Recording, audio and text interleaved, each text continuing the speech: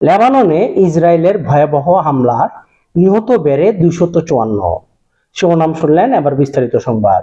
লেবাননের রাজধানী বৈরুত ও অন্যান্য অঞ্চলে ইসরায়েলের আগ্রাসী বিমান হামলায় মৃতের সংখ্যা কমপক্ষে 254 জনে পৌঁছেছে। পাশাপাশি আহত হয়েছেন 1100 এর বেশি মানুষ।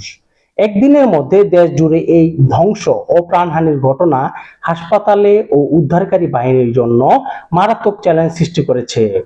গত 7 এপ্রিল যুক্তরাষ্ট্র ও ইরান 2 সপ্তাহের অস্থায়ী যুদ্ধবিরতি ঘোষণা করলেও বুধবার ইসরায়েলি বিমান বাহিনী শতাধিক বিমান হামলা পরিচালনা করে।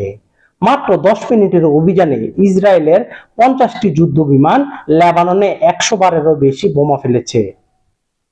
অধিকাংশ হামলা ঘনবসতিপূর্ণ এলাকায় পরিচালিত হওয়ায় ধ্বংস ও প্রাণহানি বেশি হয়েছে।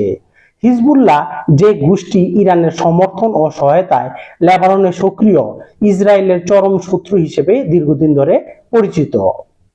গত কয়েক বছর ধরে লেবাননে ইসরায়েলের সামরিক অভিযান এবং যুদ্ধবিরতি আলোচনার মধ্যেই এই হামলা সংঘটিত হয়েছে। ইরানও ক্ষুব্ধ হয়ে হুঁশিয়ারি দিয়েছে, হামলা অব্যাহত থাকলে যুক্তরাষ্ট্রের সঙ্গে যুদ্ধবিরতি থেকে বেরিয়ে যাবে।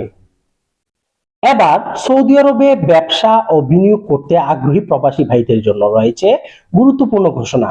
যারা সৌদি আরবে ইনভেস্টর লাইসেন্স, কমার্শিয়াল লাইসেন্স ও ইন্টারন্যাশনাল লাইসেন্স নিতে চান, তারা অতি দ্রুত আমাদের রিয়াদ অফিসে যোগাযোগ করুন 0530759397 এই নম্বরে।